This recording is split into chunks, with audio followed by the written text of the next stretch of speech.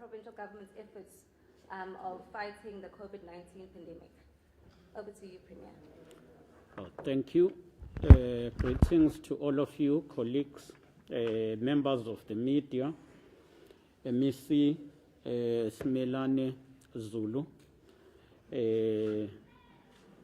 Greetings, colleagues from the departments. We greet you all and appreciate your presence here today. We also welcome those colleagues who are joining us via our virtual platforms from elsewhere in our country. We meet at a time when the province is picking up the pieces following the unprecedented and unexpected wave of civil unrest over the past week or so.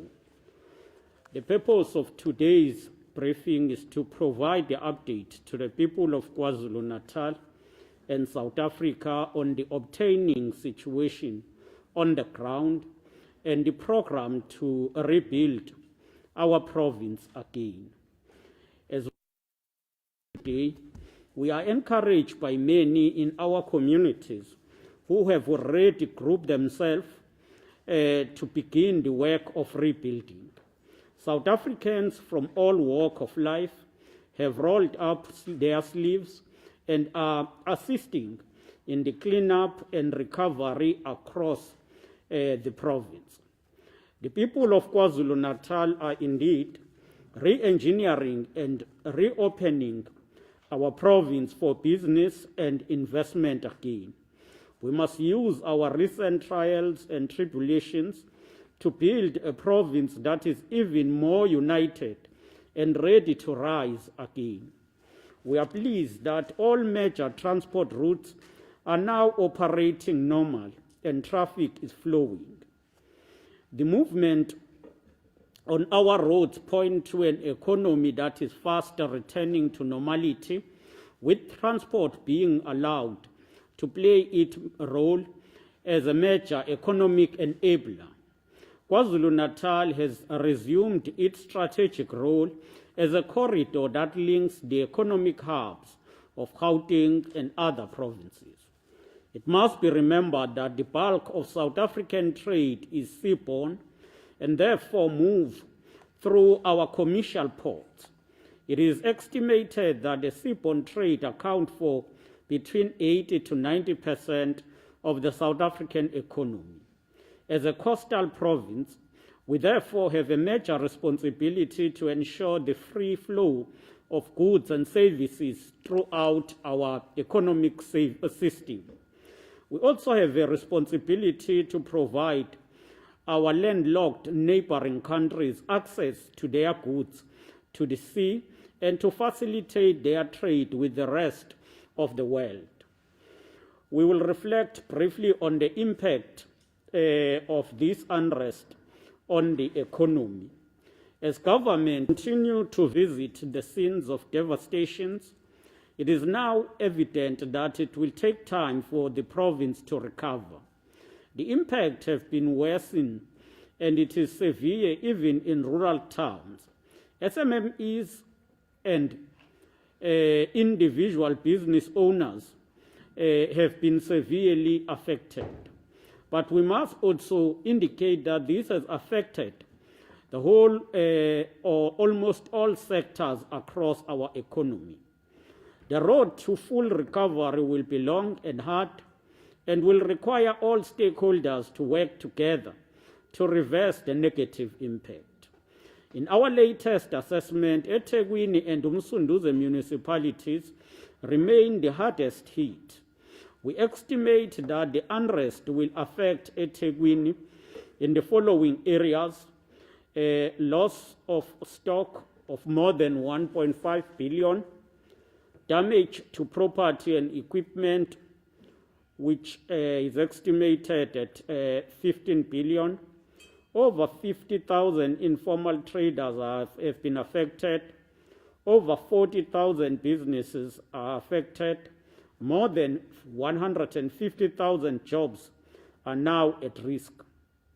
Preliminary estimates suggest that the impact on the eThekwini GDP will be about 20 billion. Towns such as Pietermaritzburg, Nongoma, Eshowe, Boston, and Umzimkhulu were also hard hit by the wave of looting and destruction of property. We are very mindful of the impact of the unrest on our rural towns. Other small towns affected by the unrest include Richmond, Greytown, Umzinto, and others. Our current information indicates that key centers of the economy were negatively impacted, and this is reflected as follows: malls and shopping centers, 89, hospitals, 1, warehouses, 45, factories, 22, banks, 8, ATMs, 88, liquor outlet, 89, liquor distributors, 8, delivery trucks burned, 37, schools vandalized, 139. Apart from the physical destruction of property, the shutdown of the economic activity has badly affected the overall economic output. Conservative estimates indicate that every hour that the entry between KwaZulu-Natal and Gauteng is closed, millions of rands are lost on the economy. We expect that once the assessment is complete, the figures may be far much higher. The social cost has also been very high. Apart from placing thousands of jobs at risk, the unrest has also threatened social cohesion and food security in the province.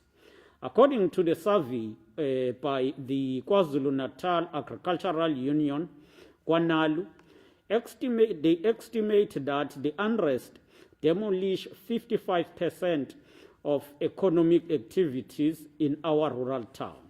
The survey shows that there is an increasing shortage of food in various towns.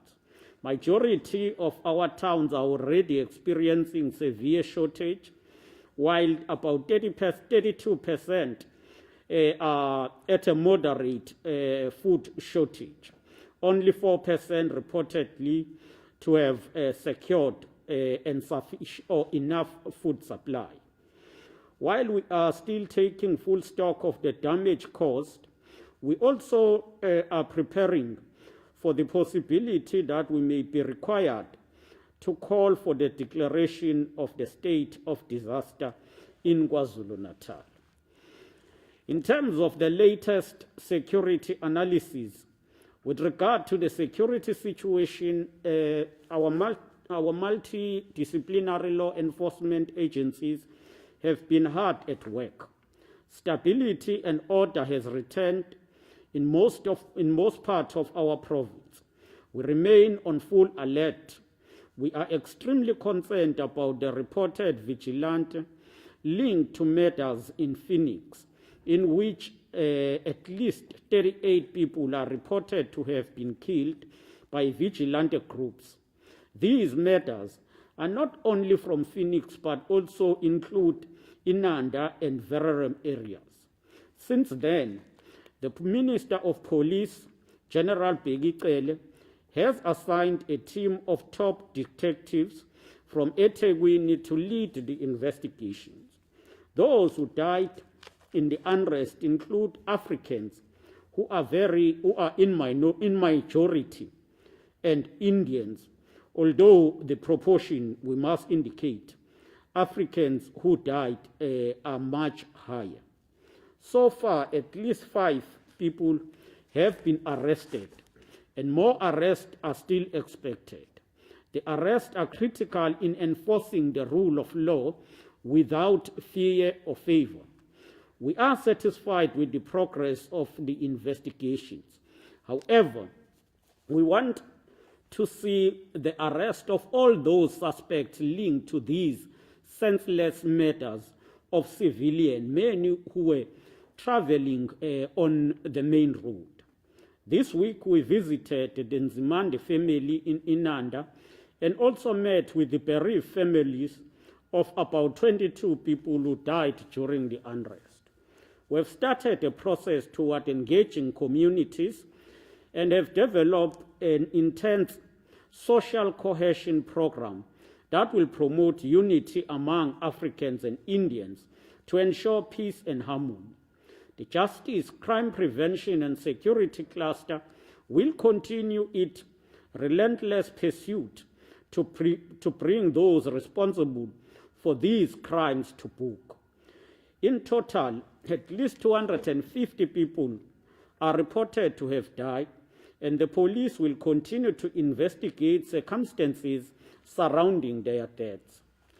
The SAPS are investigating 163 cases for murder, and 87 inquest dockets have been opened, and 20 arrests relating to the cases of murder related to the unrest. The highest record number of deaths during the unrest were in eThekwini, which recorded 110 murders, and this was followed by Mkungundlovu, where 20 murders were reported. The majority who died during the unrest had gunshot wounds and stab wounds, while others were badly assaulted. Some people died from the smoke inhalation and severe burn because some of the warehouses that they were looting were subsequently set alight while people were still inside. Others died during the stampede as they fought each other over the stolen goods. As of this morning, the total number of people arrested in the province over the recent looting incidents is 2,763. A majority of suspects were arrested for being in possession of stolen goods. We are advancing the cause of peace and unity. We have started a process toward engaging communities and have developed an intense social cohesion that will promote unity among the people. As part of our response, we will activate community in dialogue program on an urgent basis. This will see the following unfolding: employ the services of conflict resolution facilitators, conduct instability or conflict management monitoring and evaluation in order to determine the impact of our interventions. We have received the reports from SAPS and Metro Police working with community policing forums that the road blockages have been removed and roads cleared for free movement.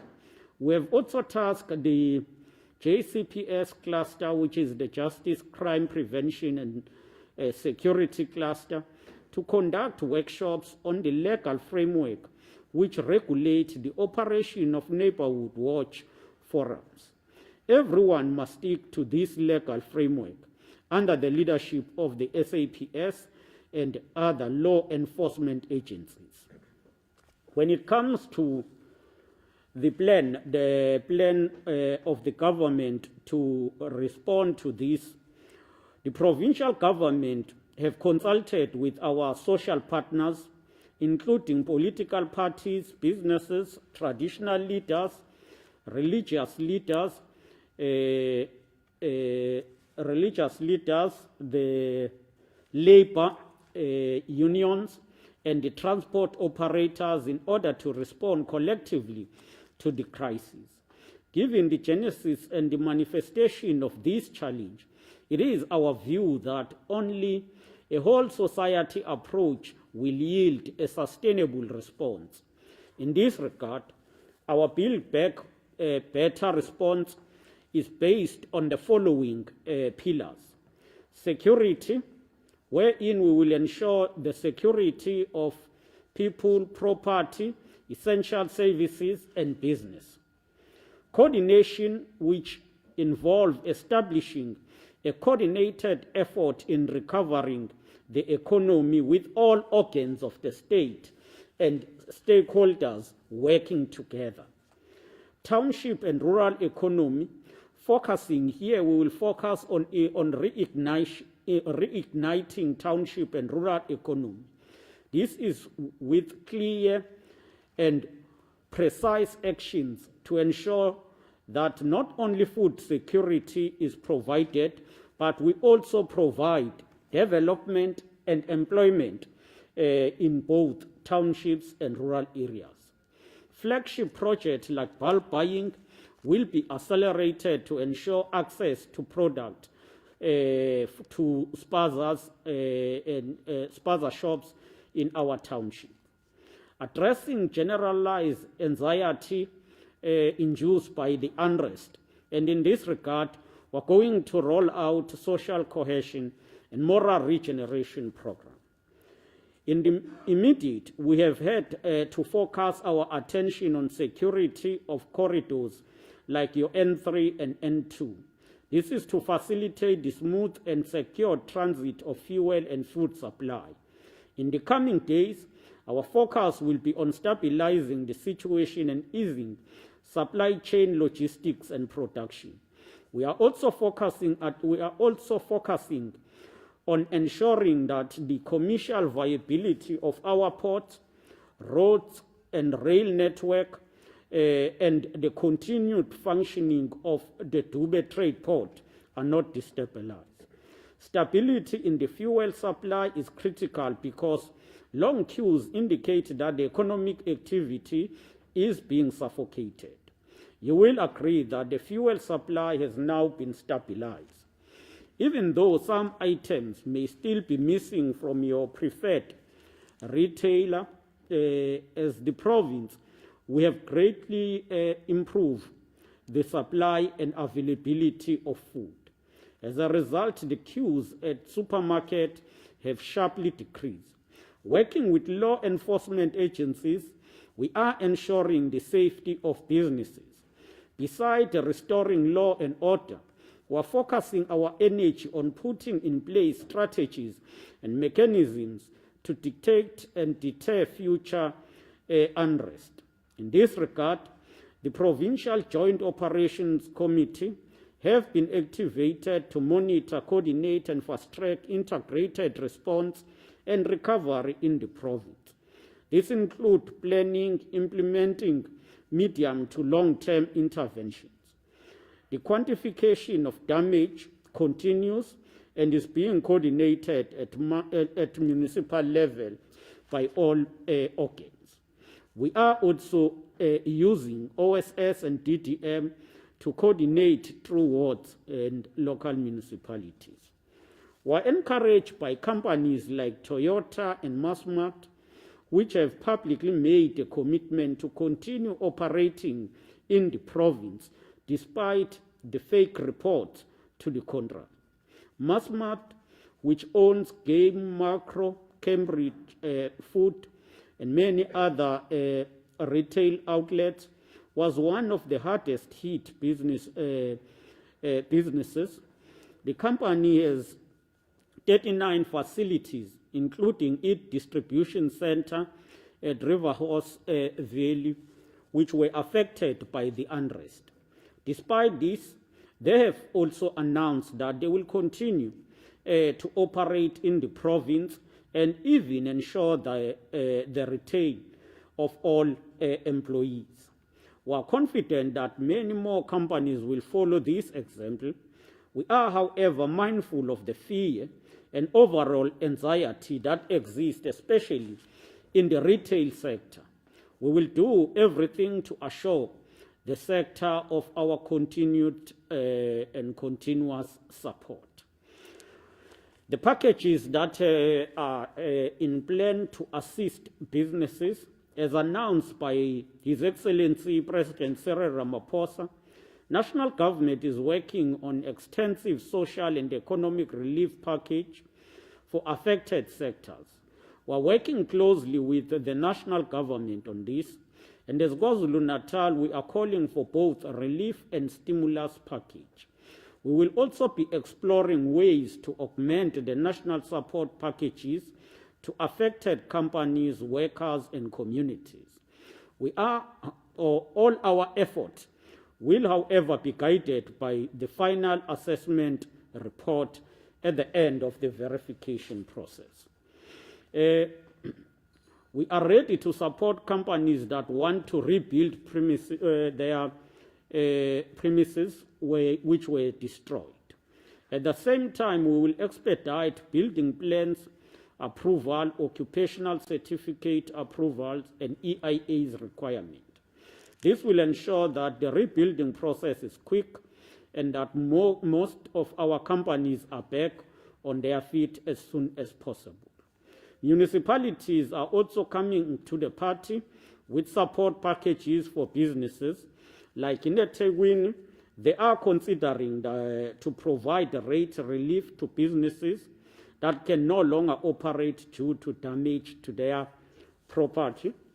They also consider to provide a rental holiday to businesses that are using municipal buildings, allow business that currently not operating to request discontinuation of services, set up a single support service at the Durban Exhibition Centre with a hotline, and engage with IDC as well as SEDA and ITALA to provide financial support.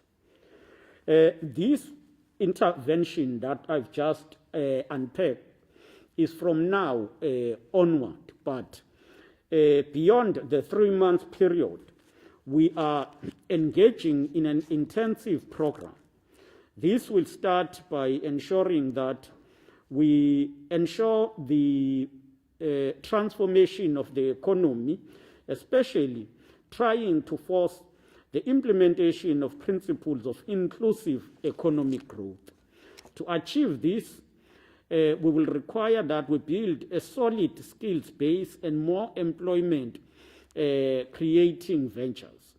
So the medium to long-term response will focus on reassuring, rebuilding, and ensuring that KwaZulu-Natal is rising and uniting.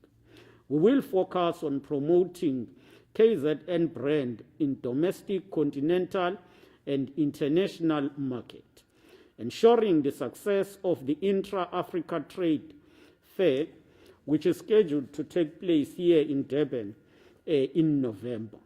We will continue to position KwaZulu-Natal as gateway to Africa and African continental free trade area. We are also working with Transnet to implement moving of more cargo from road to rail. This initiative will increase efficiencies and drive down the cost of business in an overall economy. We have also finalized the KZN export strategy. The export strategy forecasts ensure that we aim to produce in KwaZulu-Natal and supply the continent and the world. We anticipate that businesses that are already exporting to the rest of the continent and those that are still planning will find this strategy useful. The strategy will help them in their quest to grow continental sales and to remain sustainable with positive implications on jobs and economic growth. The strategy will be launched soon as part of the build-up to the Intra-Africa Trade Fair, which will be late this year. And this trade fair will be used as the platform to market KwaZulu-Natal and restore investor confidence. Colleagues, ladies and gentlemen, let me then take this opportunity now to move to provide an update on COVID-19 status in the province. We should never lose sight of the fact that all these developments are happening against the background of COVID-19, which remain as deadly as ever, if not worse. Even with these challenges, as the province, we have remained vigilant in our monitoring of trends and assessment of development around this virus. Our ability to compile data was affected by civil unrest last week, which is why our numbers dropped.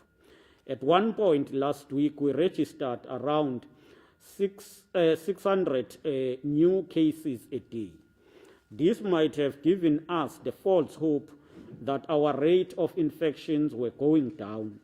But with the return to work of our data capturers and other partners within the value chain, our numbers have gone up.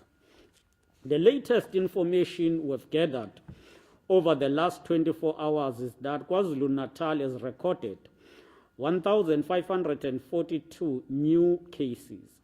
This brings the total number of COVID-19 cases to 382,354.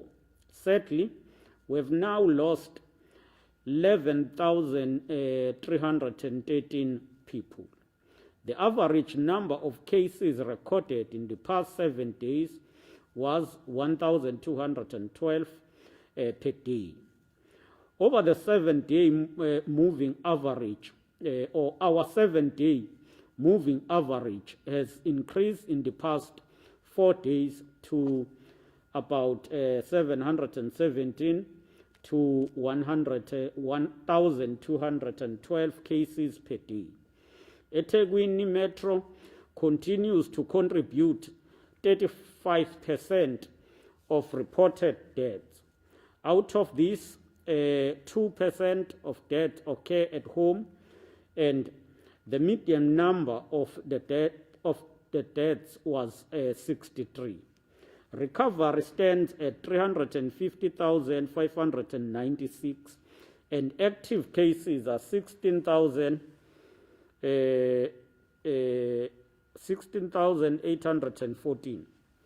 In terms of admission, the number of daily hospital isolation has increased steadily in both private and public sectors. These include patients in ICU and those requiring ventilation. The average number of isolation increased from 52 to 186 admissions per day since the beginning of July. In terms of vaccination, even against these numbers, we must continue to fight back against the virus. In this regard, our COVID-19 vaccination drive continues in earnest. Yesterday, we breached the 1 million mark for the number of people who have vaccinated, and our numbers now are around, or they stand at 1,041,000. So the number of people who have vaccinated in all our vaccination centers, and the vaccination centers are 191. We are aware that some sites, such as Inkosi, Albert Luthuli Central Hospital, and Moses Mabhida, have already started vaccinating people age from 35 years and above. This is because of availability of sufficient vaccine doses. However, all our sites throughout the province will be fully ready for those who are in this category from the 1st of August. We want to reiterate that even those who have been vaccinated still have a duty to follow non-pharmaceutical measures such as wearing of masks, regular washing of hands, and use of sanitizers, and maintain social distancing. Once again, we call for unity in the province. We call on all people of KwaZulu-Natal to put up their hands and their shoulders to the wheel and to work for a better and more inclusive KwaZulu-Natal for all. In this regard, we welcome the initiative launched by our leading radio station in KZN, under the theme #Unite KZN. These media giants are inviting us to focus on the future we want for our province. All of us need to stand up and we need to support this initiative. We would like to use this platform to invite every citizen to join this #Unite KZN movement. This initiative is anchored around the program to create opportunities, cleaning up our neighborhoods, providing for those who are needy, and ensure that we continue to promote unity and togetherness. This is indeed Ubuntu at work. And as government, we will lend our firm and continued support to this movement for the unity of the people of KwaZulu-Natal. Together, let us rebuild KwaZulu-Natal. Together, let us unite KwaZulu-Natal. And I thank you. Thank you very much, Honorable Premier, for that detailed overview of where we are in KZN as a province, following the unfortunate and unprecedented situation that unfolded in the past couple of days. Indeed, KZN is rising, and indeed we need to unite within each other in the province. I'll now invite colleagues in the media to ask questions. You can just please indicate which media house you come from, your name, and then ask the question to either the Premier or the MEC. Thank you. Yes, colleagues. I've noted 3 hands, 4 hands. Okay, thank you. We can start with News in Africa. You can just indicate your name and your question, and then we can go to the colleague and then around the room. Thank you.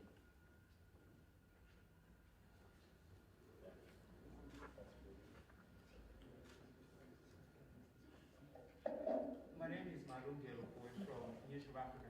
Premier, I don't know if I've missed out, but I was interested to hear you give us more detail, really, on the kind of assistance that your government will be giving to businesses.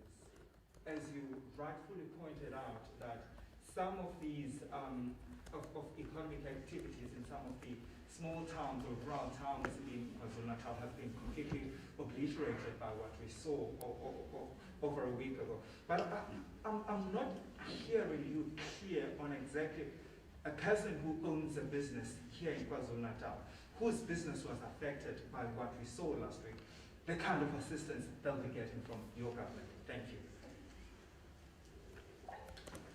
Thank you.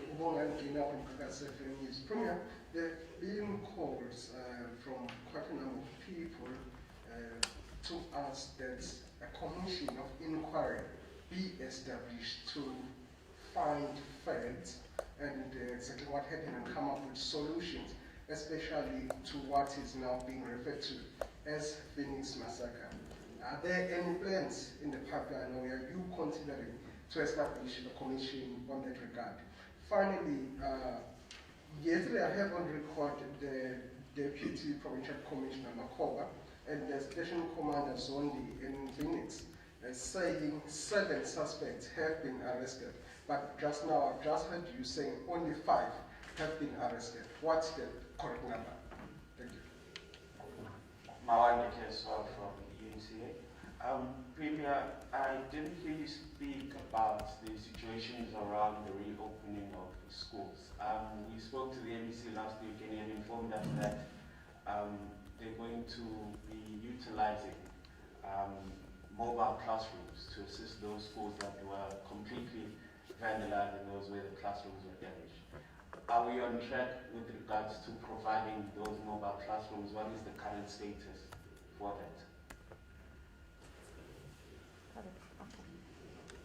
Okay, thank you, colleagues, for those questions. Over to you, Premier.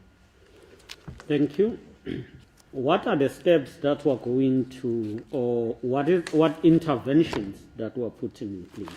Firstly, we will ensure that there is a payment holiday for those who are using the government facilities.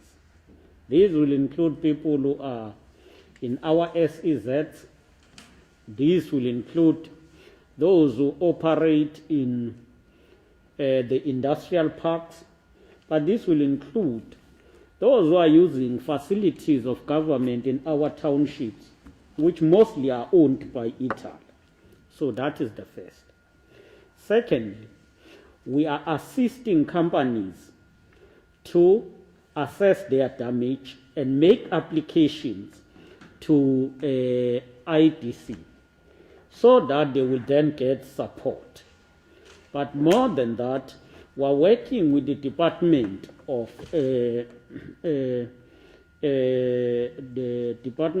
Trade and Trade Competition, that Minister Patel. We are working with them to ensure that where they can provide assistance as packages, they do so. So those are specific steps that you missed, which are contained in the statement. We have also, as I'm saying, engaged with mayors to ensure that they work with companies in their respective municipalities in a way that will make it easy for those companies to rebuild themselves. One of that is that companies will find that they've got agreements with municipalities in terms of using buildings or in terms of payment. We have also presented here that eThekwini have come to the board, they've come on board on that.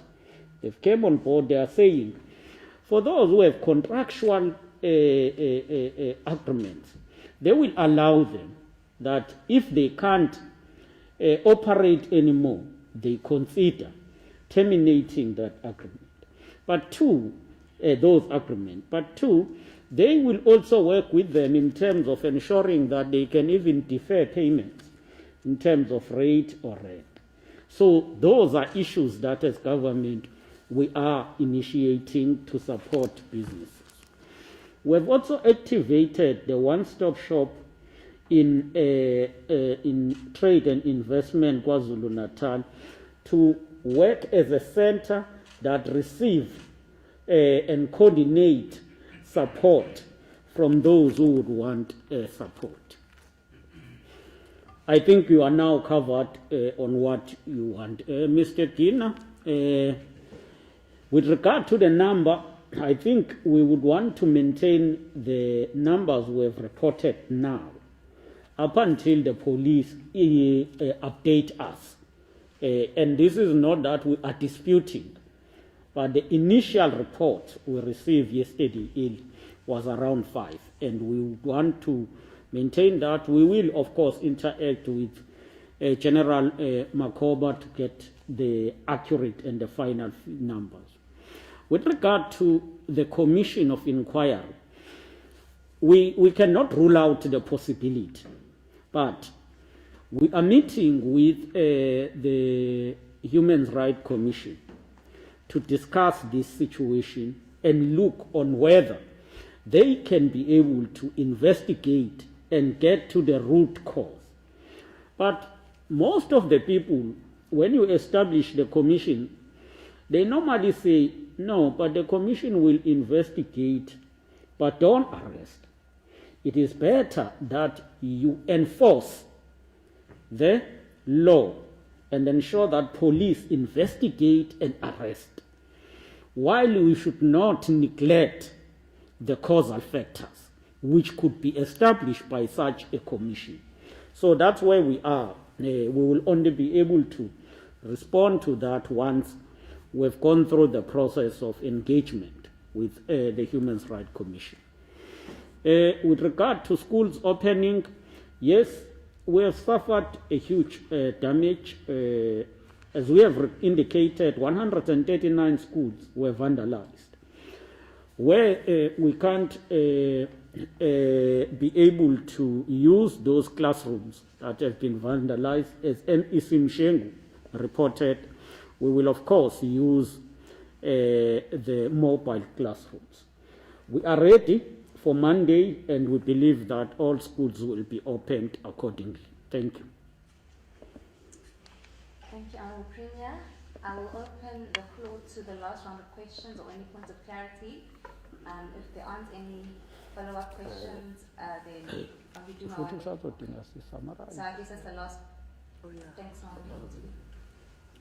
Premier, just following up on your response to Malumelo's question. We've spoken to several people within the business sector, and many of them are quite optimistic of a rebuild. The one thing that they say, though, they say it hinges on both provincial and national government supporting them. One of the key things that they highlight is they need more coordination and with government. They say that policies and red tape needs to be removed in order to make business run smoothly. They made an example of applying for a sign to be put at the Columbia Industrial Park. They say that it's been over a year that they've applied for this to happen, but it has not happened because they're being sent from pillar to post. And they say it's something that's as simple as a sign. If it's difficult to get that approved to put out there, think of how many more other business operations or undertakings that can't take place. As government in this province, is there any plan to try and assist these businesses to rebuild the province in a way of dealing with policy issues that they have, as well as red tape that affects big corporations as well as smaller SMEs? Thank you. I think you are quite correct. The red tape has been a problem, and that's why we established the one-stop shop to address those issues. And we are moving to engage the private sector to, at least in that one-stop shop, which is coordinated and led by government. Second, a person who will be there or a team that will be there on their behalf, so that if they've got a complaint from anywhere in KwaZulu-Natal, that person will work direct with government to follow each and every complaint to its logical conclusion. So we will want to ensure that we are more integrated and coordinated to act fast and ensure that challenges that hinder economic growth are addressed with speed for both big corporate organizations and small businesses. We would want to see that happening. And we are going to work hard to ensure also that these companies that are based in KwaZulu-Natal, as I said, they also benefit from the Africa Free Trade area. And that's what we are now planning in terms of the strategy. Thank you. Thank you very much, Honourable Premier. Thank you, MEC, for your time this afternoon. Thank you, colleagues. This now brings, you've got one last question. Okay. No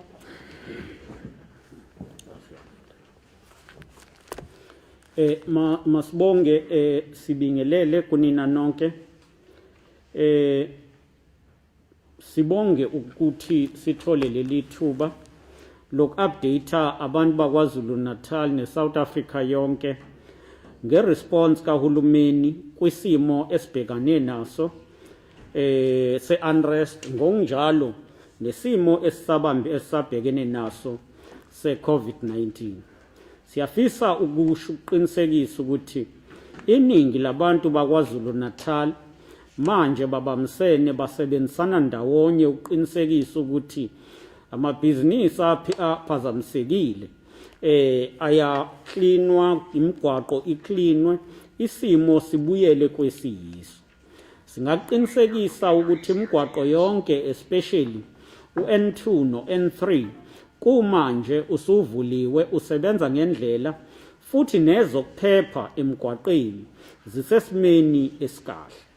Singuhulumeni siyazi ukuthi i-unrest, idubedube lezi ezikhona zenze umonakalo omkhulu emnothweni wezwe nemnotho weprovince nomasipala. silinganisa ukuthi impahla nje ntshontshiwe kumbe lahlekile ezitolo ezihlukahlukene nakuma wholesales ingaphezulu ka 1.5 billion. Umonakalo owenzeke kuma properties kuyindawo zokusebenzela ungaphezulu ka 15 billion. Onke amadolobha amakhulu KwaZulu-Natal afana neTheku, Msunduze aphazamisekile kakhulu. Kodwa kuze kwadlulelana kumadolobha angaphandle afana noNongoma, noShowe, noMzimkhulu. Siyazi ukuthi futhi ireport ithi ama-malls amaningi especially ama-malls vandaliziwe abengu 89, ama-warehouses abangu 45, ama-factory abangu 22, ama-bank awu 8 acekelwa phansi, kanti imishini yama-bank, imishini yemali yabangu 88 ecekelwe phansi. Kwazothi indawo eyidayisa uphuzo oludakayo supplyayo ezu 89 nazo zacekelwa phansi nestock santshontsho, kwashiswa ama-truck angu 37, kanti izikole vandaliziwe ecekelwe phansi zingu 139. Siyazi ukuthi kunokusaba okukhulu ngokuswelakala kokudla, kodwa siyafisa uqinisekisa ukuthi ukudla kukhona noma kungekho ezingeni ongathi izinga elisho ukuthi sanelisekile, kodwa siyaqinisekisa ukuthi ukudla kukhona kuwo wonke amadolobha KwaZulu-Natal. Okusiphethe kabi kakhulu isimo sokubulawa kwabantu, especially esikubone kwenzeka ePhoenix, la ama-group lawa abethagade indawo zabo abulale abantu abaningi kakhulu. ePhoenix nje kuphela abantu abangu 38 okubikwe ukuthi babulewe. Kusukela ngaleso sikhathi uMinister uBhekicele uhambelile ePhoenix ngokubambisana no-MEC uPhedi Nkonyeni, kwa-establishwa ithimba labaphenyi abaphezulu abazohlala be-investigate wonke lama cases. Siyafisa ukusho ukuthi njengamanje abantu abayisihlanu 5 sebeboshiwe beyamaniswa nazo lezi dubedube nokubulawa kwabantu bakithi. Singuhulumeni sibuye sahambela imindeni elahlekelwe izihlobo, sakwazi ukuxoxisana nayo ngendlela eyaphambili. Futhi njengamanje sesingena ohlelweni lokuthi kube khona uhlelo oluqhakambisa ukubuyisana phakathi kwabantu abahlukahlukene, especially abomdabu baseNdiya nabantu abamnyama ama-Africans. Ngingasho ukuthi le ndaba yasePhoenix, iChatsworth kanye ney'ndawo zaseMgungundlovu iveze ukuthi while sesenze okukhulu ukubuyisana from 1994 till now, kodwa sikakafinyeleli esimeni la esingathi abantu ba-integrated ngokuphelele baphile ndawonye ngaphandle kokucwasana. Kusiphatha kabi ngoba abaningi abantu ababulewe especially ePhoenix babulawe emgwaqeni omkhulu, hayi ukuthi bebengena emzini womuntu kodwa bebehamba emgwaqeni omkhulu. Sizoqhubeka-ke nohlelo lokubuyisa uzinzo nokuthula kuyo yonke indawo KwaZulu-Natal iyonke. Uhlelo lwe-social cohesion sizoligxilisa kakhulu ePhoenix, Chatsworth nakulezi indawo ezinye ezithintekile eMgungundlovu. Sizoqinisekisa ukuthi through i-department yawa community safety and liaison singena kulolu hlelo lokuxoxisana esilibiza phecelezi community in dialogue. Sizobuye futhi siqinisekise ukuxhumana phakathi kwamaphoyisa nemetro, ngokunjalo bakwazi ukusebenzisana nama-community policing forums. Imbiko esinayo manje nathi esiyibonile endaweni ezihlukahlukene esihambele ukuthi zonke lezi zinto ebeyibekiwe zivala indlela sezisusiwe.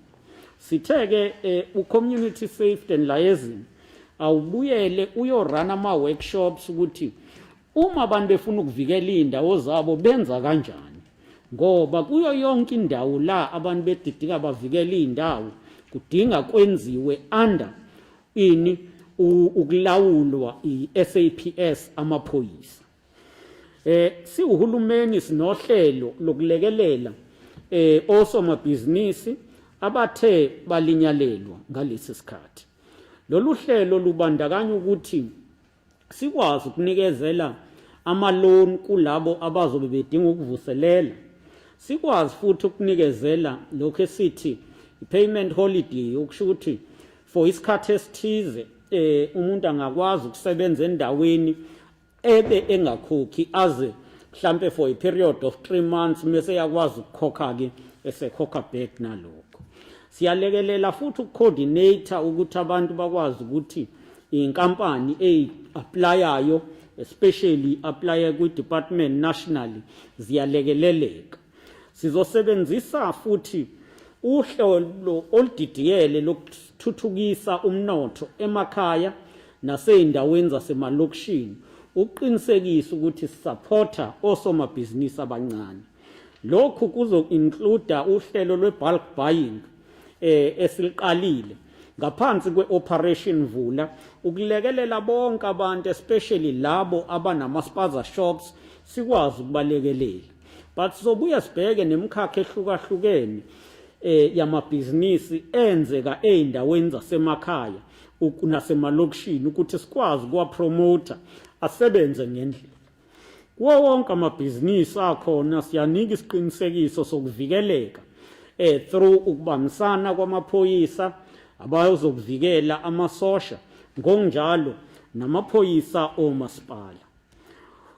Iy'kole nakuba sazi ukuthi iy'kole ey'ningi thintekile, iy'kole KwaZulu-Natal eziwu-139 zicekelwe phansi. Noma kunjalo sizokwazi ukuthi uma kuvulwa ngomsombuluko kube khona amagumbi even lawa esikhashana azolekelela ukuthi abafundi bakwazi ukuthi babuyele esikoleni bafunde. Uma sidlulela odabeni lwe-COVID-19 singasho ukuthi umkhankaso wethu wokulwisana ne-COVID-19 uke wathi ukuphazamiseka especially ukwazi ukuthola kahle iy'balo ngenxa yokuthi kwezinye iy'ndawo abasebenzi baphazamisekile. Kodwa imbiko esinayo isitshena ukuthi ama-cases manje ayaqhubeka nokunyuka ngoba nje kumahora angama-24 adlule abantu okutholakale ukuthi banalesi sifo or batheste positive bangu-1542. So lokhu kusivezela ukuthi izinga lokutheleleka lisephezulu. Siyanxusa ukuthi bonke abantu baqhubeke bavaccinate and i-department yakwa-health through MEC uNomagugu Simelane Zulu iyaqhubeka nomkhankaso woku-encourage igqugquzela abantu ukuthi bayo-vaccinate. Uma nje ngiqinisekisa lokho iy'bhedlela ey'fana noNkosi Albert Luthuli neMoses Mabhida seyiqalile ukuvaccinate abantu okusukela eminyakeni engu-35 kuya phezulu. And ngasho ukuthi ey'ndaweni ey'ningi kuyabonakala abantu bevaccinate ngendlela. Njengamanje KwaZulu-Natal isidlule kwimiliyoni yabantu esebevaccinatile, 1 million wabantu sebewuthathile umgomo, and lokho kuncomeka kakhulu. Siyafisa ukuphetha ngokucela nokunxusa ukuthi asibambisaneni sakhe ubunye KwaZulu-Natal. Umkhankaso othulwe abemsakazo ehlukahlukene la KwaZulu-Natal ngaphansi kwesiqubulo esithi #UniteKZN ubaluleke kakhulu. Kumele sonke siwujoyine, siwusupport ngakho konke. Nathi njengohulumeni sizowusupporta siwuxhase. Lo mkhankaso ubuyisa ubunye futhi usho ukuthi masibambisane sakhe ama-values esizwe esihlangene nesizwe esiphokophelele inqubekela phambili. Siyabonga.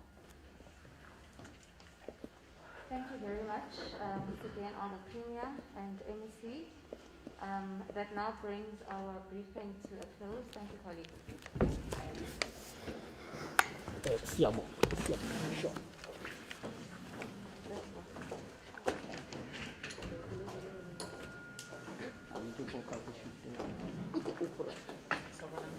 Sanibona. Siyaphila.